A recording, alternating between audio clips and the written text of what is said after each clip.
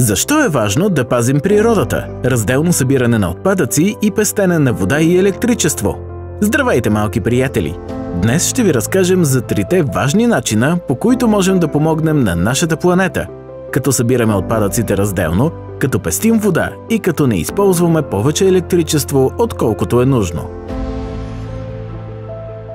Разделно събиране на отпадъци.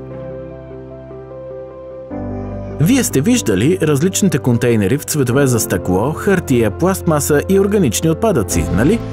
Когато хвърляме отпадъците на правилното място, те могат да бъдат обработени и използвани отново. Така ние помагаме на природата, като намаляваме замърсяването и спестяваме ресурси.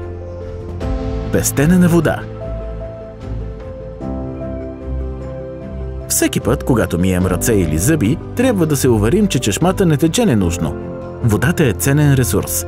Ако я използваме разумно, това ще помогне не само на нас, но и на животните и растенията, които също се нуждаят от вода. Пестене на електричество. Светлините в стаята, телевизорът, компютърът, всичко това използва електричество.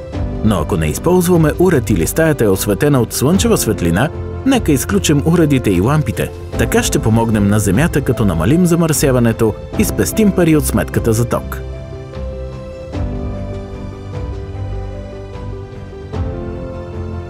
В заключение, всеки от нас може да направи нещо малко, за да помогне на нашата прекрасна планета.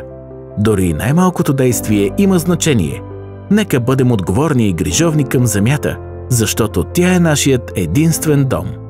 Този видеоклип е изготвен с финансовата подкрепа на Европейски земеделски фонд за развитие на селските райони в изпълнение на административен договор номер BG 06 RDNP 001 19 443 0001 от 9 септември 2021 година за предоставяне на безвъзмездна финансова помощ по мярка 19.2.323 развитие и популяризиране на териториалната идентичност от стратегия за водено от общностите местно развитие на Сдружение Микразлог под мярка 19.2 прилагане на операции в рамките на стратегии за водено от общностите местно развитие на мярка 19 водено от общностите местно развитие от Програмата за развитие на селските райони за периода 2014-2020 година.